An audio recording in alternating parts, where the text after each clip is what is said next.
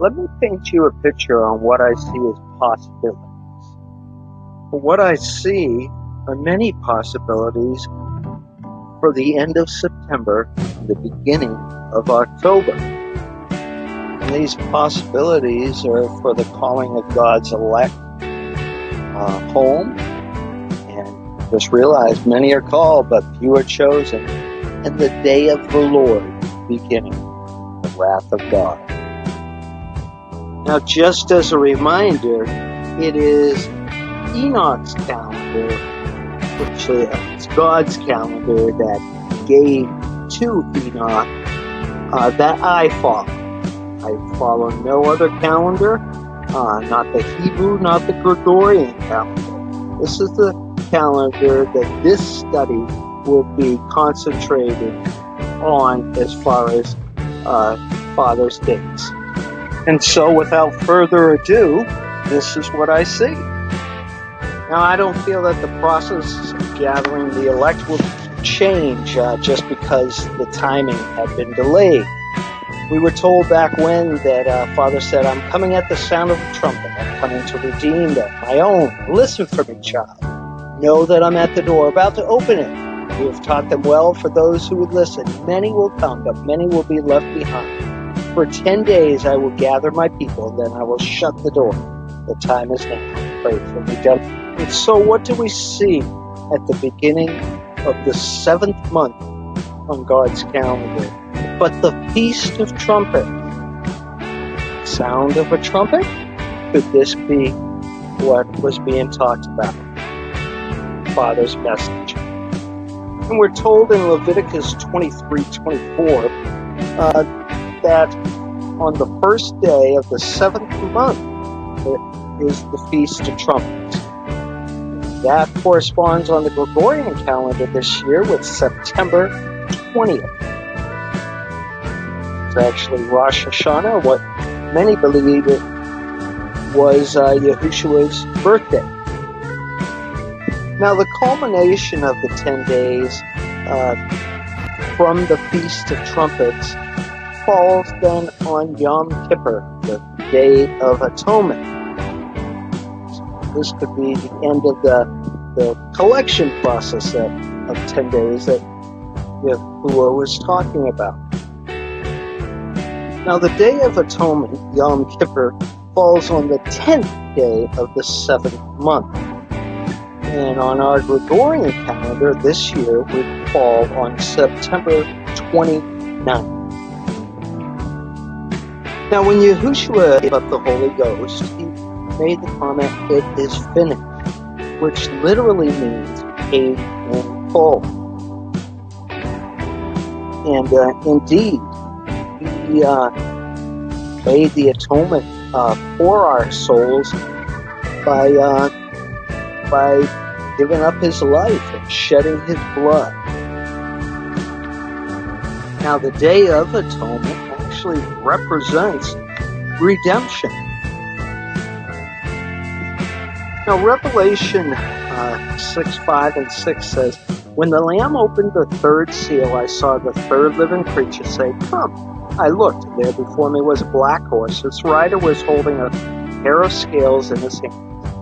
And I heard a voice in the midst of the 4 living creatures say, 'A measure of wheat for a day's wages, and 3 measures of barley for a day's wages, and do not hurt the oil or the wine.'"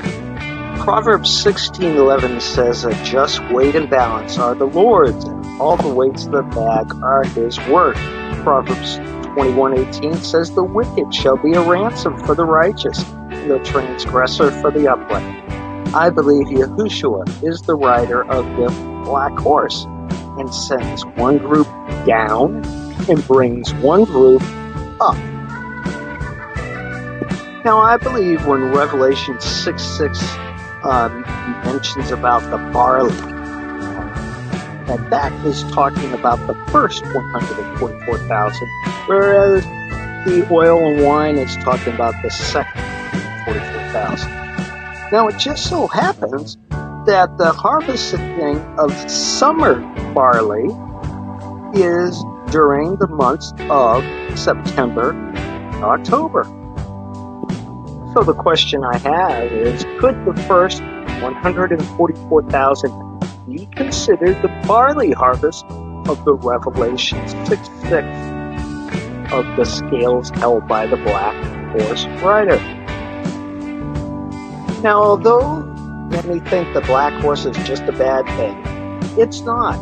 There's another side of the scale that's good. And Zechariah 6:2 and 6:8 tell us about that. The first chariot had red horses, the second black. Then cried he upon me and spoke unto me, saying, Behold, these that go towards the north country have quieted my spirit in the north country. They've quieted his spirit. They're a good thing.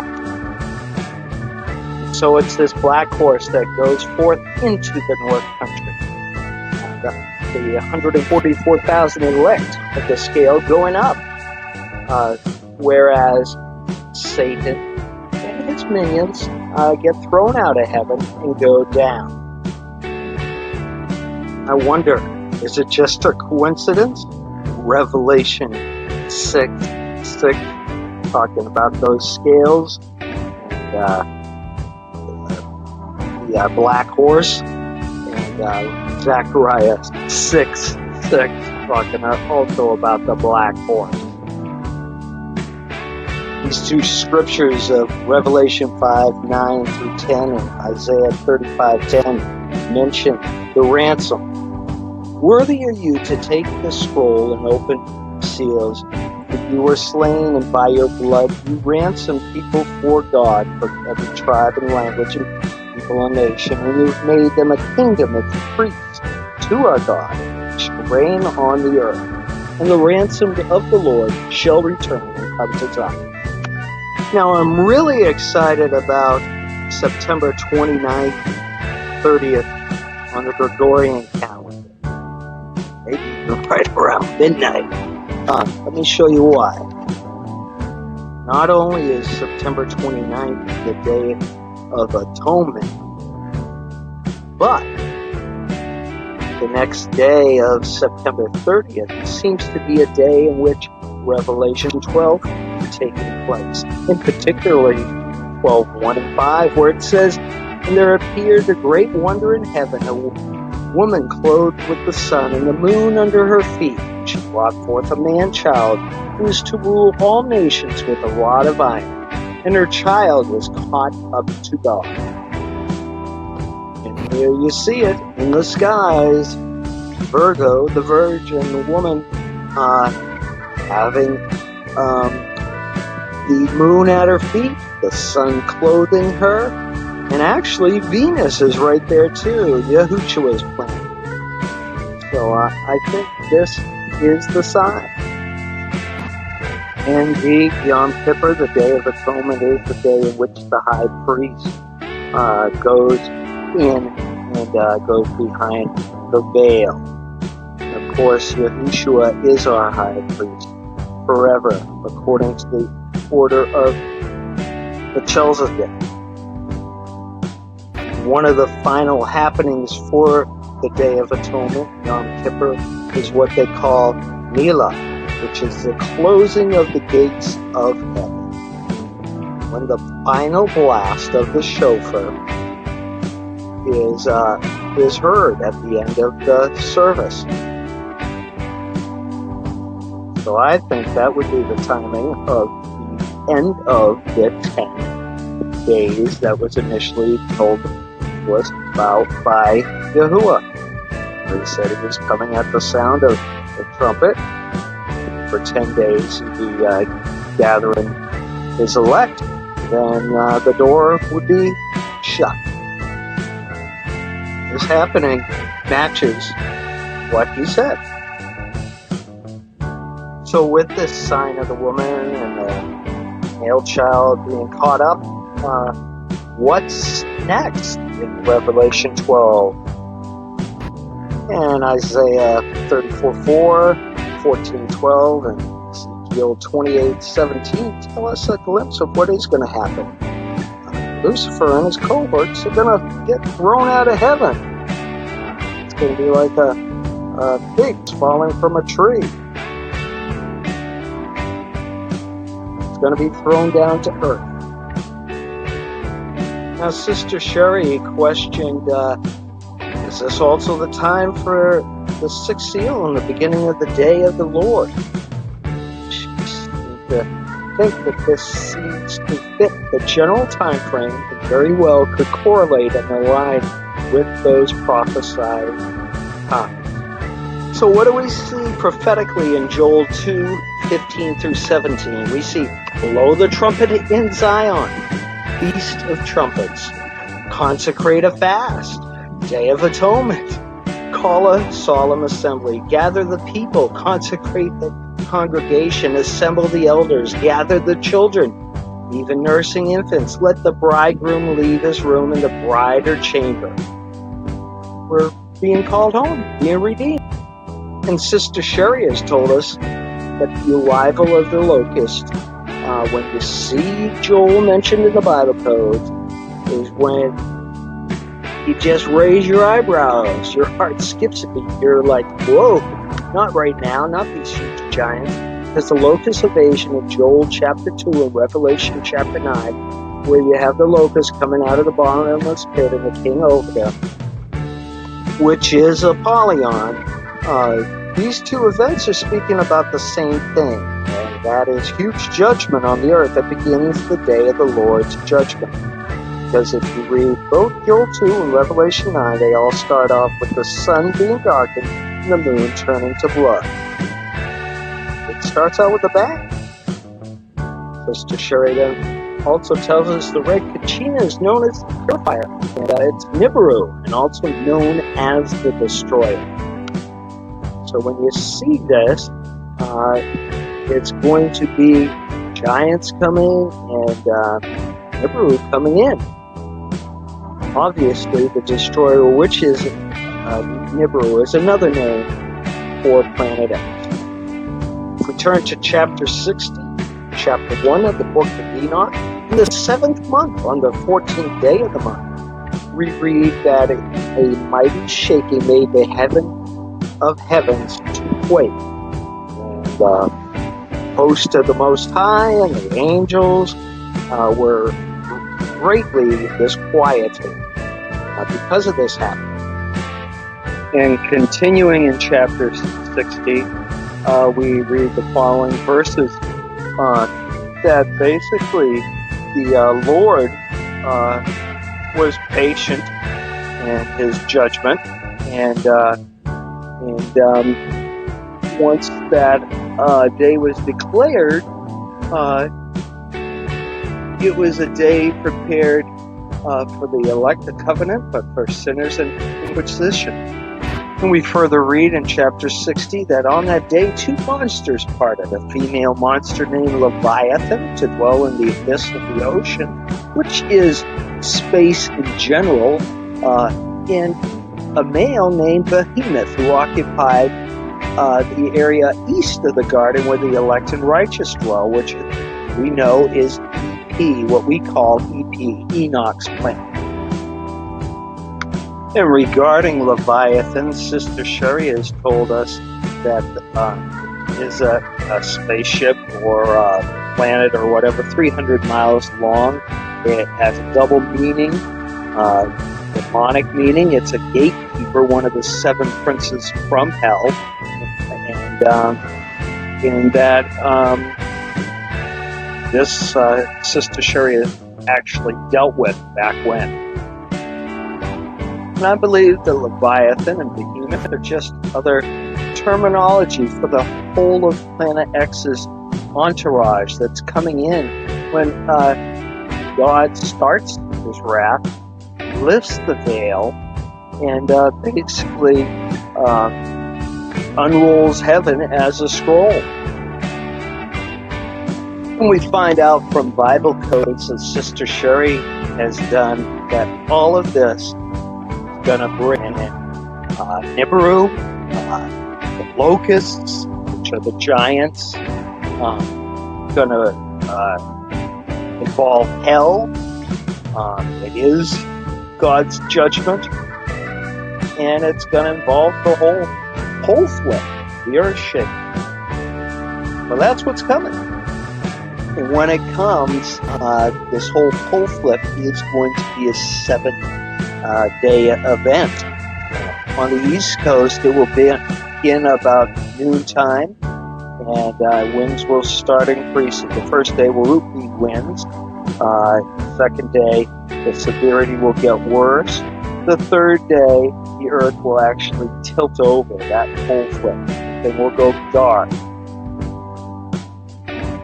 Fourth day, darkness and winds will cease. Those trapped under the Earth will be fleeing to the top. Fifth day, darkness everywhere. Creatures will be unleashed from the Earth. And this is, those 2 days are going to be when hell gets released. Sixth day, partial darkness. The Earth begins to flip back up, causing winds again. Seventh day, the light will return, the winds will subside. So again, we're looking at the elect leaving around September 29th, September 30th. I'm not sure if things will happen the second the elect leave, or if it will be a process of days in kicking Lucifer and his cohorts out of heaven.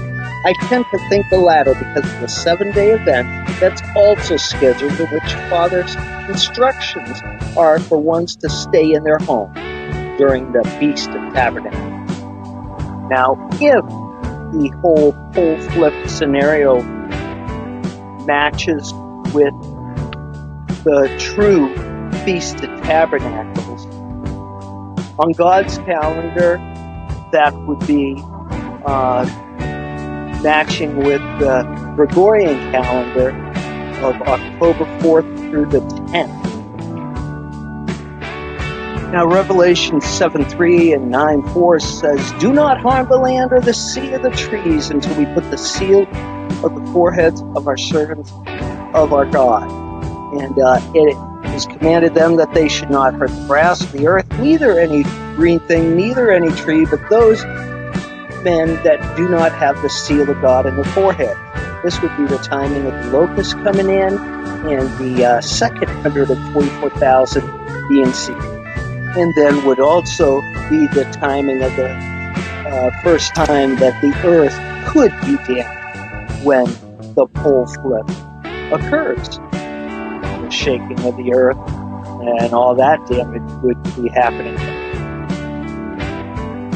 Now, on the Gregorian calendar, October 6th would match this year with on God's calendar when the ark originally rested in the 7th month on the 17th day of the month upon Mount Ararat.